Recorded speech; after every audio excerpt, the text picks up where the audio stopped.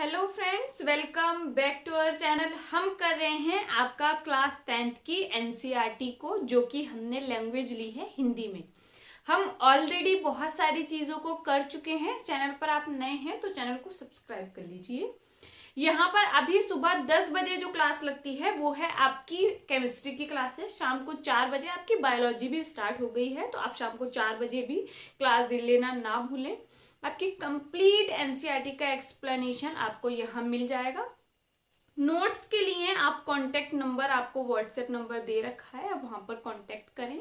जिसको भी नोट्स चाहिए, हैंड रिटन नोट्स हैं, वो आपको प्रोवाइड हो जाएंगे। आप वहां पर जा सकते हैं, व्हाट्सएप कर सकते हैं सीधे। सबसे इंपॉर्टेंट चीज ये है, आप इस तरीके के मैसेज करते हैं हाय हेलो, किसी के पास इतना वक्त नहीं है कि आपके उन मैसेज का रिप्लाई दे।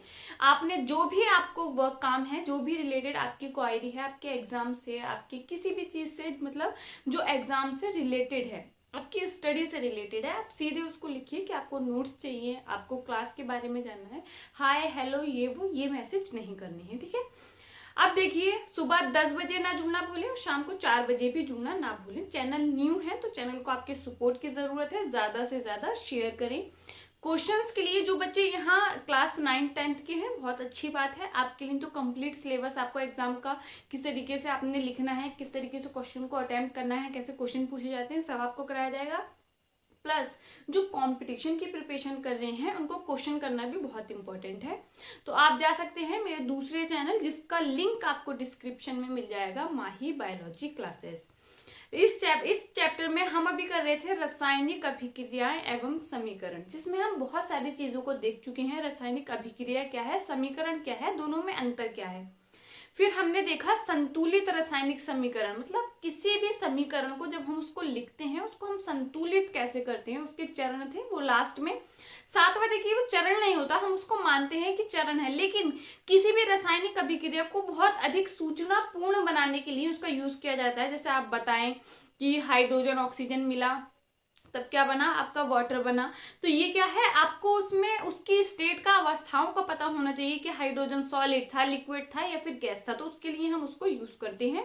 और कोई रिएक्शन ऐसी होती है जहां पर ये बताना बेहद जरूरी होता है कि आपको किसकी उपस्थिति में कितना टेम्परेचर चाहिए, ये किस उत्प्रेरक की उपस्थिति में उसको कराना है, क्या कंडीशन। तो ये सारी चीजें अधिक सूचना पूर्ण बनाती हैं किसी भी रासायनिक समीकरण को। सारे स्टेप बाय स्टेप आपको बता रखे हैं, आपने वही फॉलो करने हैं। अगर आप स्टार्टिंग सीख रहे हैं, कर चुके हैं, आता है थोड़ा बहुत भी, तो आप आराम से डायरेक्ट उसको कर सकते हैं। अदरवाइज अगर आप 9th 10th के स्टूडेंट हैं, अभी तक आपको समीकरण को संतुलित करना नहीं आता, तो आप पहले सारे स्टेप को फॉलो करेंगे, उसके बाद किसी रासायनिक समीकरण को आप संतुलित करेंगे, ठीक है। अब देखिए, हम आगे बढ़ते हैं। आज जो हम पढ़ेंगे उसमें देखेंगे रासायनिक अभिक्रियाओं के प्रकार। जो रासायनिक अभिक्रियाएं हैं उनके प्रकार क्या है, कितने प्रकार की होती हैं। तो एक बात हमेशा याद रखना, जो रासायनिक अभिक्रियाएं हैं उनके 5 प्रकार होते हैं। ध्यान में एक चीज रखनी है कि रासायनिक अभिक्रियाओं के कितने प्रकार होते हैं, 5 प्रकार होते हैं। एक होता है आपका संयोजन, जिसको आप कॉम्बिनेशन या कंपोजिशन रिएक्शन बोलते हैं इंग्लिश में। फिर दूसरा आता है वियोजन, वियोजन को आप डीकंपोजिशन रिएक्शन बोलते हैं, वियोजन। फिर आता है विस्थापन, मतलब डिस्प्लेसमेंट रिएक्शन। फिर आता है द्विविस्थापन, डबल डिस्प्लेसमेंट रिएक्शन। फिर आता है आपका उपचयन या फिर अपचयन, आपका oxidation and reaction, oxidation and reduction reaction, ठीक है। तो 5 प्रकार आपको पता चले। फर्स्ट आपने क्या देखना है, संयोजन है, दूसरा आपका वियोजन है, फिर विस्थापन आता है, द्विविस्थापन आता है, अपचयन और उपचयन आता है। बहुत सारी चीजें इस चैप्टर में ऐसी हैं जो आपके दैनिक जीवन से जुड़ी हुई हैं, जो क्रियाएं आपको इंटरेस्टिंग भी लगेंगी पढ़ना। तो आज हम जो पढ़ेंगे वो है हमारा संयोजन अभिक्रिया। संयोजन अभिक्रिया को देखेंगे। और एक और इम्पोर्टेंट चीज है, यहाँ पर जो एक्टिविटीज दी गई होती हैं उनको समझना बहुत जरूरी है। एक्टिविटीज को समझना बहुत ही ज्यादा जरूरी है। जैसे जब हम संयोजन अभिक्रिया की बात कर रहे हैं, तो एक मैंने आपको जो समीकरण को संतुलित करना बताया था, तब मैंने आपको बताया था आप किस तरीके से लिखते हैं। आप कॉपी में इस तरीके से लिखेंगे, ये है आपका लेफ्ट हैंड साइड और ये है आपका राइट हैंड साइड, मतलब दाएं हाथ, बाएं हाथ की तरफ और दाएं हाथ की तरफ। बाएं हाथ की तरफ आपके जो भी तत्व यौगिक उपस्थित होते हैं वो सभी अभिकारक कहलाते हैं, और तीर के दाएं हाथ की तरफ आपके जो भी तत्व यौगिक उपस्थित होते हैं वो आपके उत्पाद कहलाते हैं। ठीक है, इतनी बात क्लियर है। संयोजन, संयोजन का मतलब ही है, आप अगर उसको समझें तो मतलब संयोग। तो जब कोई भी अभिक्रिया ऐसे हो रही हो जिसमें दो या दो से अधिक अभिक्रमक या अभिकारक, अभिक्रमक अभिकारक को ही बोलते हैं, ठीक है, तो इससे कंफ्यूज नहीं होना है। ऐसी कोई भी रासायनिक अभिक्रिया जिसमें दो या दो से अधिक अभिक्रमक आपस में मिले, लेकिन जो उसके बाद उत्पाद बनता है वो क्या होता है, एक होता है। ये चीज ध्यान रखनी है। कोई भी ऐसी समीकरण आपको लिखी हुई दिखाई दे रही है जहां पे 1 2 3 4 5, एक तो नहीं हो सकता, दो होंगे या फिर दो से अधिक कितने भी होंगे, वो जब आपस में मिल रहे हैं तो उनका उत्पाद जो बन रहा है वो एक ही है। तब क्या है, वो आप उसको पहचान सकते हैं, वो संयोजन अभिक्रिया है। क्या है, संयोजन अभिक्रिया है। इसके बहुत सारे उदाहरण आप देख सकते हैं। फर्स्ट आप सबसे पहले मैं साइड हो जाती हूँ, आपके बोर्ड पर जो लिखा है आप उसको देखिए, ठीक है। संयोजन अभिक्रिया जिसको आप कॉम्बिनेशन या फिर कंपोजिशन रिएक्शन बोलते हैं, वह रासायनिक अभिक्रिया जिसमें दो या दो से अधिक अभिक्रमक, अभिक्रमक का मतलब क्या है, यहाँ पर वही अभिकारक है, जुड़कर एक उत्पाद का निर्माण करते हैं। ये क्या है, आपकी कॉम्बिनेशन रिएक्शन है, आपकी संयोजन अभिक्रिया है। अगर इसका हम उदाहरण देखेंगे तो हमने अगर सिंपल उदाहरण देखें तो हमने देखा था हाइड्रोजन प्लस आपका ऑक्सीजन मिलकर किसका निर्माण करता है, जल का निर्माण करता है, जिसका सूत्र क्या है आपका H2O है। तो आपको पता है हाइड्रोजन भी क्या है, गैस, यहाँ पर हाइड्रोजन गैस मिलती है और क्या मिलता है, ऑक्सीजन मिलता है। ये दोनों जब आपस में मिलते हैं तब किसका, लिक्विड का निर्माण होता है जो कि जल है। ठीक है, अगर आप इसको संतुलित करेंगे तो आप इसको संतुलित आराम से कर सकते हैं। आप बाएं तरफ अगर देखें तो हाइड्रोजन के कितने परमाणु हैं, 2 आपको दिखाई दे रहे हैं, ऑक्सीजन के कितने हैं, 2 हैं। लेकिन दाएं तरफ जब आप देखेंगे हाइड्रोजन के आपको 2 परमाणु दिखाई दे रहे हैं, लेकिन ऑक्सीजन का 1 ही है। जब आप इसको संतुलित करेंगे तो आपको यहाँ पर 2 से मल्टीप्लाई करना है। ऑक्सीजन तो यहाँ पर क्या हो गया, संतुलित हो गया, यहाँ पर 2 ऑक्सीजन हुए और यहाँ पर भी 2 ऑक्सीजन हुए, लेकिन हाइड्रोजन यहाँ पर असंतुलित है, इसलिए आप क्या करेंगे, यहाँ पर 2 कर देंगे, क्योंकि यहाँ पर आप मल्टीप्लाई करेंगे तो कितना हो गया, 2 दूना 4 हो गया। ठीक है, गुणा करना होता है, ये हमने आपको बता रखा है। आपने सूत्र में किसी प्रकार की कोई छेड़छाड़ नहीं करनी है, आपने गुणा करके उसको आगे बढ़ना होता है। ठीक है, ये चीजें सब हम पढ़ चुके हैं, फर्स्ट लेक्चर से देखना है, कोई भी रैंडमली आके नहीं पढ़ेगा, चीजों को अच्छे से सीक्वेंस में पढ़ना है। ठीक है, ये क्या है, आपका संयोजन अभिक्रिया का प्रकार है। कैसे हुआ, देखिए यहाँ पर हाइड्रोजन और ऑक्सीजन, ये क्या है, 2 आपको दिखाई दे रहे हैं, लेकिन जो उत्पाद बना है वो यहाँ पर एक ही है, क्या बना है, जल बना है। क्या बना है, जल बना है।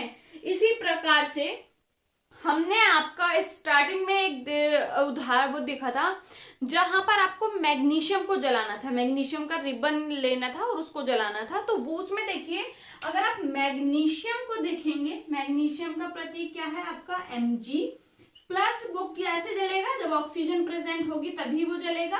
तो इससे क्या होगा, क्या बना था, मैग्नीशियम का ऑक्साइड बना था, मैग्नीशियम का क्या बना था, ऑक्साइड बना था।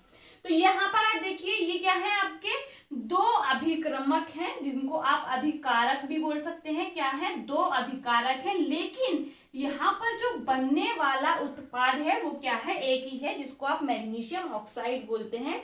इनकी अवस्थाओं को आप दर्शा सकते हैं, इनकी अवस्थाओं को क्या है, आप दर्शा सकते हैं। ठीक है, अब हम आगे बढ़ते हैं। एक इंपॉर्टेंट चीज देखिए, आपका एक क्वेश्चन है कि जो मैग्नीशियम का रिबन था, जब उसको जलाते हैं तो उससे पहले उसको रेतमाल से क्यों आप साफ करते हैं।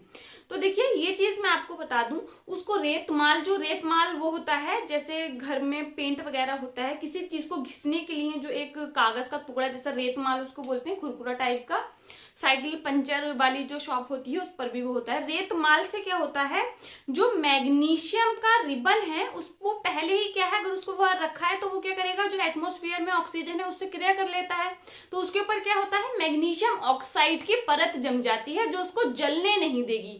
इसलिए उसको क्या है, पहले अच्छे से रेतमाल से साफ किया जाता है, उसके बाद जलाया जाता है। ठीक है, आपकी बुक का क्वेश्चन है, इंपॉर्टेंट है। दो एग्जाम्पल आपको समझ आए जहां पर दो अभिकारक मिलकर एक उत्पाद का निर्माण कर रहे हैं। एक इम्पॉर्टेंट आप देखेंगे, एक सबसे इंपॉर्टेंट रिएक्शन है, देखिए कैल्शियम ऑक्साइड जिसको आप बोलते हैं बिना बुझा चूना। ये क्या है? बिना बुझा चूना। आपका कौन क्या है? कैल्शियम ऑक्साइड है, बिना बुझा चूना, जिसको आप क्विक लाइम भी बोलते हैं। आपने यही चीज ध्यान रखनी है, क्विक लाइम इंग्लिश में ध्यान रखेंगे, बहुत अच्छी बात है, ठीक है। ये आपका क्रिया करता है कैल्शियम, क्योंकि ये बिना बुझा चूना है। जब आप इसकी क्रिया जल से कराएंगे, जब आप इसकी क्रिया किससे कराएंगे?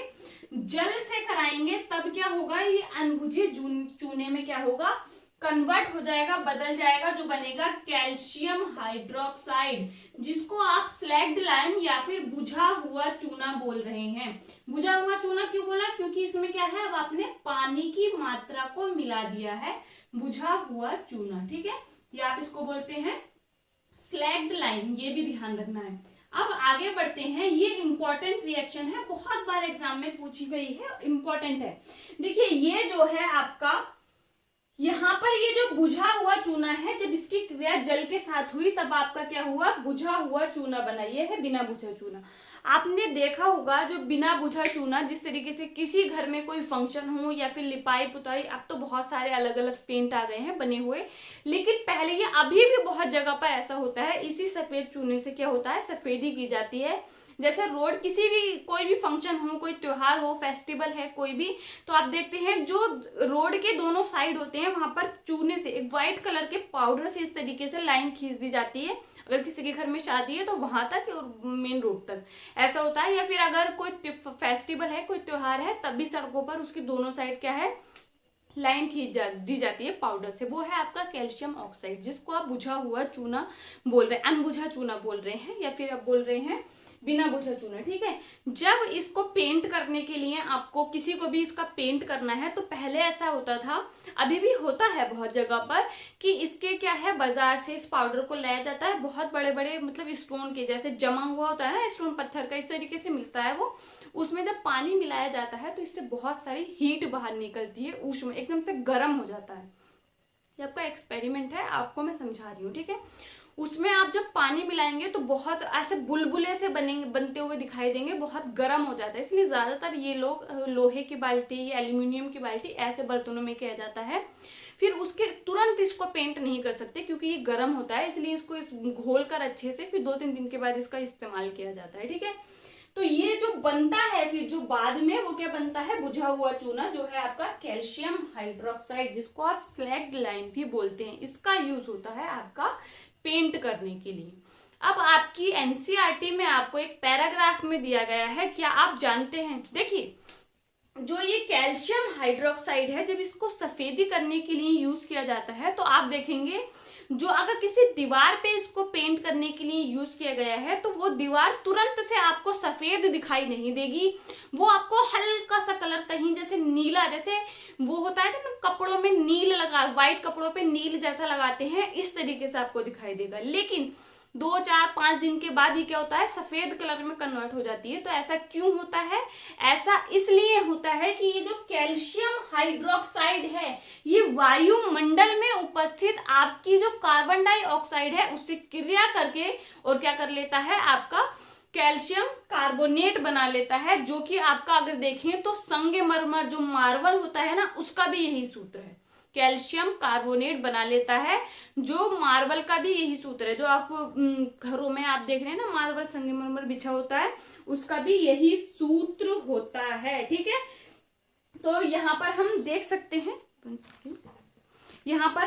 सकते हैं, आपका इस अभिक्रिया को भी आगे, ठीक है। ये अभिक्रिया क्या है? आपकी संयोजन अभिक्रिया है, क्योंकि कैल्शियम ऑक्साइड प्लस आपने जल से क्रिया कराई, तब आपको क्या मिला?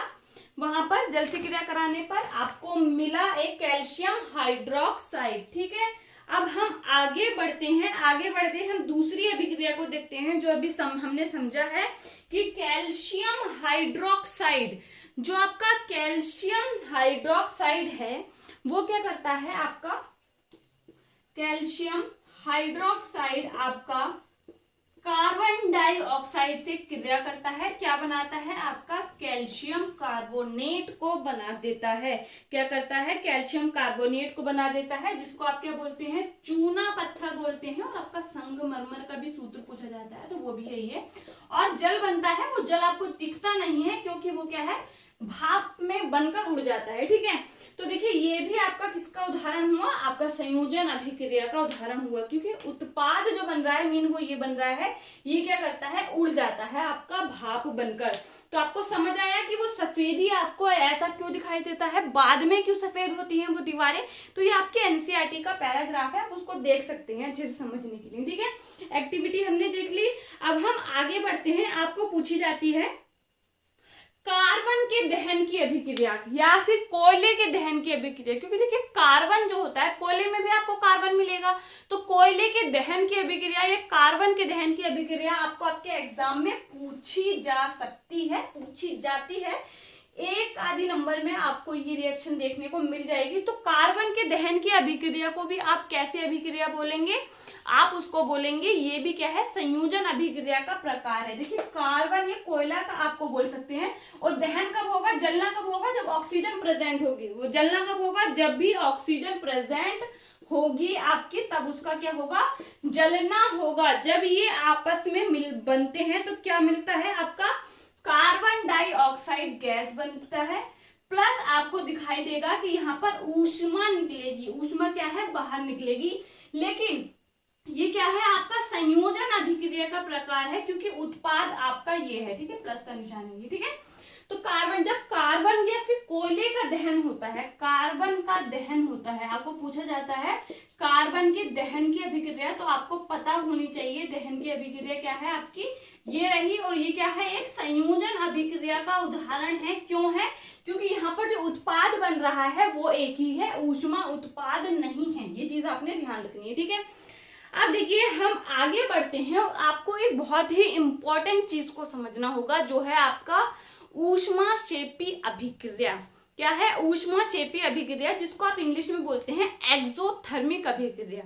ठीक है, अभी इसका मतलब एक्सोथर्मिक का हम समझेंगे। देखिए बहुत सारी साइंस और स्पेशली मैं बायोलॉजी को आपको बोलती हूँ कि आप टर्मिनोलॉजी को समझ गए तो आप बहुत अच्छे से बायोलॉजी को पढ़ सकते हैं, क्योंकि आधे से ज्यादा आपका जो बायोलॉजी है वो पूरा टर्मिनोलॉजी पर ही डिपेंड है।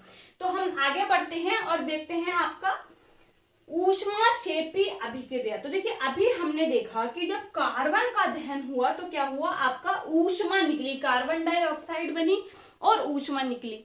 इसी प्रकार की जो अभिक्रियाएं होती हैं जिनमें ऊष्मा बाहर निकलती है वो ऊष्माक्षेपी अभिक्रियाएं कहलाती हैं। मतलब जिनमें ऊष्मा बाहर निकलेगी वो सारी क्या है, ऊष्माक्षेपी अभिक्रियाएं हैं। कौन सी अभिक्रियाएं हैं, ऊष्माक्षेपी अभिक्रियाएं हैं। ठीक है, लेकिन यहाँ पर आप समझिए, आपसे अभी मैंने आपको बताया कि आपने ध्यान में सिर्फ एक ही चीज डालनी है कि रासायनिक अभिक्रियाएं 5 प्रकार की होती हैं। कौन कौन सी थी, संयोजन, वियोजन, विस्थापन, द्विविस्थापन, अपचयन और उपचयन।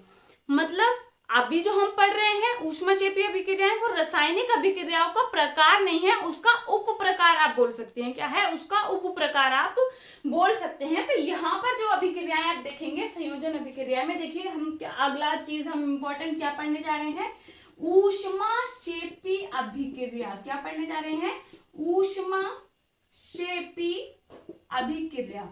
ऊष्माक्षेपी अभिक्रिया, जिसको आप इंग्लिश में बोलते हैं एक्सोथर्मिक रिएक्शन। क्या बोलते हैं, देखिए एक्सो का मतलब एग्जिट करना, अभी हमने देखा ऊष्मा बाहर निकल रही है। थर्म का मतलब ये थर्मिक जो वर्ड यूज होता है वो ऊष्मा के लिए ही होता है, तो एक्सोथर्मिक रिएक्शन आप इसको बोलते हैं। तो इसकी आप डेफिनेशन लिख सकते हैं, वह रासायनिक अभिक्रिया जिसमें उत्पाद के बनने के साथ साथ ऊष्मा का भी उत्सर्जन होता है। अभी देखा ना, ऊष्मा जिसमें भी बाहर निकलेगी वो क्या है, आपकी ऊष्माक्षेपी अभिक्रियाएं हैं। क्या लिख सकते हैं आप, वह रासायनिक अभिक्रियाएं, वह रासायनिक अभिक्रियाएं, वह रासायनिक अभिक्रियाएं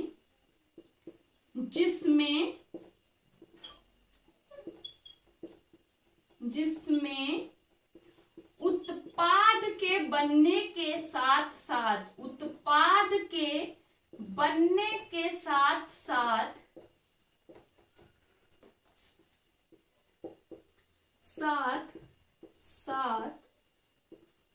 ऊष्मा का भी उत्सर्जन होता है। ऊष्मा का भी उत्सर्जन होता है। क्या कहलाती हैं आपकी? ऊष्माक्षेपी अभिक्रियाएं कहलाती हैं। ऊष्मा का भी उत्सर्जन होता है। क्या कहलाती हैं? ऊष्माक्षेपी अभिक्रियाएं कहलाती हैं। ठीक है। अगर इसके उदाहरण हम देखेंगे तो यहाँ पर उदाहरण बहुत सारे हैं जिसमें एनर्जी आपको मिलती है। जैसे अभी हमने देखा था, कौन सी है? कोयले का दहन। कोयले के दहन की अभिक्रिया क्या है? एक ऊष्माक्षेपी अभिक्रिया है। इसका उदाहरण अगर आप देखेंगे, उदाहरण फर्स्ट अगर देखें तो क्या आएगा? कोयले के दहन की अभिक्रिया। कोयले के दहन की अभिक्रिया इंपॉर्टेंट है, आपकी परीक्षा का क्वेश्चन है। कोयले के दहन की अभिक्रिया। कोयले के दहन की अभिक्रिया आपको इस तरीके से पूछा जाता है कि कोयले के दहन की अभिक्रिया आपकी ऊष्माक्षेपी अभिक्रिया क्यों है? क्यों होगी भैया ऊष्माक्षेपी? इसलिए होगी क्योंकि इसमें क्या है? आपकी ऊष्मा बाहर निकल रही होगी। कोयले के दहन की अभिक्रिया क्या है? आपकी एक ऊष्माक्षेपी अभिक्रिया है। तो क्या थी? अभी कार्बन देखा आपने, ऑक्सीजन, जल दहन आपको बता रखा है कि कोई भी चीज जलती कब है? जब ऑक्सीजन प्रेजेंट होती है। तो दहन की बात हो रही है तो आपने ध्यान रखना है ऑक्सीजन से उसकी क्रिया हो रही है। क्या बना आपका? कार्बन डाइऑक्साइड बना, प्लस आपका देखेंगे ऊष्मा बाहर निकलेगी। क्या है? ऊष्मा बाहर निकलेगी। तो ये क्या हुई आपकी? उदाहरण पहला हुआ कोयले की दहन की अभिक्रिया, इंपॉर्टेंट है, आपके एग्जाम का क्वेश्चन है। ठीक है। फिर हम देखते हैं दूसरी इंपॉर्टेंट चीज है आपका, जो दूसरा इंपॉर्टेंट एग्जाम्पल है वो है शोषण। दूसरा उदाहरण क्या है आपका? शोषण। अब यहाँ पर समझिए शोषण कैसे आपकी ऊष्माक्षेपी अभिक्रिया है। आपको यही बोला जाता है, आपने नोट करना है जो मैं आपको बोलूंगी, पहले आप समझिए। जो शोषण होता है, देखिए सांस लेना और शोषण दोनों अलग अलग प्रोसेस है। दोनों क्या है? अलग अलग हैं। आप कई बार हम समझते हैं जो सांस ली जा रही है वही शोषण है, तो शोषण अलग है। शोषण का कनेक्शन है आपका, जो आपने भोजन खाया है वो क्या है? आपका पचता है। क्योंकि आपको पता है आप भोजन में बहुत सारे जटिल पदार्थों को ग्रहण करते हैं जिसमें कार्बोहाइड्रेट, प्रोटीन, वसा शामिल होता है। जो कार्बोहाइड्रेट होता है उसका जो अंतिम पाचन होता है वो ग्लूकोज में होता है। ठीक है। भोजन से ही हमें एनर्जी मिलेगी, लेकिन ये ग्लूकोज आपको ऐसे एनर्जी नहीं दे सकता। जब शोषण होता है, जब ऑक्सीजन अंदर जाती है तो वो ग्लूकोज से क्रिया करती है, और ग्लूकोज और ऑक्सीजन की जो क्रिया होती है, एक तरीके से दहन हुआ, हम बोल सकते हैं ग्लूकोज का जलना। तो वहां से क्या होगी? ऊष्मा बाहर निकलती है। वही जो ऊर्जा होती है वो एटीपी के रूप में संचित होकर आपको क्या देती है? ऊर्जा देती है, मतलब आपको एनर्जी देती है, आपको वर्क करने की क्षमता देती है। ठीक है। चीज समझ आई? मैंने आपको क्या बोला? जो ग्लूकोज है, ग्लूकोज एक प्रकार का कार्बोहाइड्रेट है, क्योंकि जो कार्बोहाइड्रेट का अंतिम पाचन किसमें होता है? सबसे सरलतम उसके अणु में होता है, वो ग्लूकोज है। ग्लूकोज की जब क्रिया ऑक्सीजन से होती है तब क्या होता है? ऊर्जा बाहर निकलती है, ऊष्मा बाहर निकलती है। इसी से आपको क्या मिलती है? एनर्जी मिलती है। तो इसीलिए शोषण को आप क्या बोलते हैं? ऊष्माक्षेपी अभिक्रिया बोलते हैं। ये आपको एग्जाम में पूछा गया क्वेश्चन है, पूछा जाता है कि शोषण को आप ऊष्माक्षेपी अभिक्रिया क्यों कहते हैं। तो आप लिख भी सकते हैं इस चीज को। हम जो भोजन ग्रहण करते हैं उसका पाचन हमारे शरीर में होता है, हमें पता है, जिसमें भोजन के छोटे छोटे टुकड़े होते हैं, जिसमें कार्बोहाइड्रेट के पाचन से जो ग्लूकोज बनता है, इस ग्लूकोज का परिवहन प्रत्येक कोशिका तक होता है। कोशिकाओं में ग्लूकोज की अभिक्रिया ऑक्सीजन से होती है। इस अभिक्रिया के फलस्वरूप उत्पाद के साथ साथ ऊर्जा भी बनती है। ठीक है। अब देखिए, अगर इस अभिक्रिया को हम देखेंगे तो इस अभिक्रिया को हम लिख सकते हैं क्या? C6 ग्लूकोज क्या है? C6H12O6 किससे क्रिया करी? आपके ऑक्सीजन से क्रिया करी। यहाँ पर आपका देखिए क्या बनेगा? कार्बन डाइऑक्साइड बनता है, जल बनता है और ऊर्जा बाहर निकलती है। कार्बन डाइऑक्साइड बनता है, जल बनता है, प्लस आपकी ऊर्जा बाहर निकलती है। ठीक है। इसीलिए शोषण क्या है? एक ऊष्माक्षेपी अभिक्रिया है। थर्ड अगर उदाहरण देखेंगे, तीसरे उदाहरण की तरफ जाएंगे, जो ऊष्माक्षेपी अभिक्रिया का उदाहरण है वो क्या होगा आपका? जो प्राकृतिक गैस है, जिसको आप गोबर गैस भी बोलते हैं, जो मीथेन है, उसका जब दहन होता है, उसका क्या होता है, दहन होता है। प्राकृतिक गैस का दहन, क्या, प्राकृतिक गैस का दहन। दहन का मतलब क्या होता है, जलना। दहन का मतलब क्या होता है, जलना। प्राकृतिक गैस को आप क्या बोल सकते हैं, गोबर गैस बोलते हैं, मीथेन बोलते हैं। मीथेन ही तो है, आपका सूत्र क्या है, मीथेन है। ठीक है, आजकल आप देख रहे हैं मीथेन, जो सीएनजी गाड़ियां वगैरह होती हैं उसमें भी क्या आपको मीथेन देखने मिलती है, गोबर गैस। ठीक है, तो इसका सूत्र क्या होता है, CH4 होता है। ये क्या है, मीथेन है आपका CH4। अब जब इसका दहन होगा, दहन होगा मतलब ऑक्सीजन के साथ क्रिया होगी, तो यहाँ पर आप देखेंगे जो प्राकृतिक गैस है आपका CH4 है, उसकी क्रिया किसके साथ हो रही है, ऑक्सीजन के साथ हो रही है। उत्पाद क्या बनेगा आपका, जब आपका मीथेन जो गोबर गैस है वो ऑक्सीजन से क्रिया करेगी, तब आपका कार्बन डाइऑक्साइड बनेगा, जल बनेगा, और आपका क्या बनेगा, ऊर्जा। कार्बन डाइऑक्साइड, जल। ये जल जो होता है ये दिखाई नहीं देता, ये क्या करता है, उड़ जाता है, वाष्प के रूप में क्या है, उड़ जाता है, और क्या बनता है, ऊर्जा, ऊर्जा बनती है। ठीक है, इसीलिए क्या है, प्राकृतिक गैस का दहन भी क्या है, एक ऊष्माक्षेपीय अभिक्रिया है। चौथा अगर हम उदाहरण लें तो आप देखेंगे जो आपका, जैसे कि कोई भी चीज आप देखेंगे, जो आजकल ये भी प्रोसेस चल रहा है कि आपको बोला जाता है, आपको मतलब गवर्नमेंट ने सरकार ने ऐसा निर्देश दिए हैं कि आप गीले कचरे को अलग रखें और सूखे कचरे को अलग रखें। जैसे जो सब्जी वगैरह के छिक्कल, जो ऊपर का जो छिलका होता है वो, या आपकी चाय पत्ती, जो भी गीली चीजें हैं उनको आपने अलग रखना है, जो सूखा कूड़ा है उसको अलग रखना है। तो देखिए इससे क्या होता है, इससे जो गीली चीजें जैसे पत्तियां वगैरह, कुछ घास वगैरह, जो भी ऐसी चीजें हैं, या कुछ मीट वगैरह, बहुत सारे जानवरों के अवशेष भी होते हैं वहां पर, इन सब का क्या होता है, एक जगह पर उनको छोड़ दिया जाता है, वहां पर फिर उनसे कंपोस्ट बनाया जाता है। कंपोस्ट आप समझ सकते हैं, खाद बनाई जाती है। तो इस प्रोसेस में क्या होता है, ऊष्मा निकलती है, ऊर्जा निकलती है। तो कोई भी ऐसी जगह देखते हैं खाद बनाई जाती है, जैसे सड़ी गली पत्तियां, सब्जियों वगैरह के जो ऊपर के छिलके जो आप फेंकते हैं, वो किसी भी जानवर के अवशेष जो मर जाता है वहां फेंक दिया जाता है। ये सारी चीजें मिलकर क्या करती हैं, कंपोस्ट खाद बनाती हैं। और ये भी क्या है, एक प्रोसेस है आपका, क्योंकि इसमें ऊष्मा बाहर निकलती है। तो ये अभिक्रियाएं भी क्या है, आपकी ऊष्माक्षेपी अभिक्रियाएं हैं। ठीक है, समझ में आया। आपने आज क्या पढ़ा, हमने संयोजन अभिक्रिया को देखा कि किस तरीके से संयोजन अभिक्रिया में समीकरण को हम लिख सकते हैं, पहचान सकते हैं, जब दो या दो से अधिक आपके अभिकर्मक या अभिकारक मिलकर एक उत्पाद का निर्माण करते हैं, वो आपकी संयोजन अभिक्रिया है। ठीक है, बहुत सारे उदाहरण को हमने देखा। फिर उसके बाद देखिए, फिर हमने पढ़ा ऊष्माक्षेपी अभिक्रियाएं क्या होती हैं। वह सभी रासायनिक अभिक्रियाएं जिनमें क्या है, आपकी ऊष्मा बाहर निकलती है, वो सारी क्या है, ऊष्माक्षेपी अभिक्रियाएं हैं। इसमें आप उदाहरण देख सकते हैं, आपका शोषण भी इसका उदाहरण है।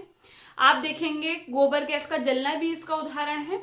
बहुत सारे हमने प्राकृतिक गैस का, गोबर गैस का जलना भी इसका क्या है, उदाहरण है। फिर हम देख रहे हैं कोयले के दहन की अभिक्रिया भी इसका उदाहरण है। तो ऊष्माक्षेपी अभिक्रिया इंपॉर्टेंट है, आपके एग्जाम का क्वेश्चन है, तो आपने ध्यान देना है चीजों को, एनसीईआरटी को रीड करते रहना है। जो भी समझ नहीं आएगा, देखिए बच्चों के मैसेज है कि लाइव क्लास लीजिए। लाइव क्लास में बहुत सारी अदर चीजें भी होती हैं, आपको क्वेश्चन ही तो पूछना है। आप कमेंट में क्वेश्चन छोड़िए, हम उसको आपका आंसर देकर ही छोड़ेंगे। ठीक है, आपका जो भी क्वेश्चन होगा हम आपको कमेंट में उसका आंसर दे देंगे। लेकिन लाइव क्लास भी शुरू करेंगे, बच्चे जब ज्यादा नंबर में होंगे तब हम आपकी लाइव क्लासेस भी शुरू करेंगे। तो ज्यादा से ज्यादा शेयर करें, चैनल को सब्सक्राइब करें और वीडियो को लाइक करना ना भूलें। Thank you.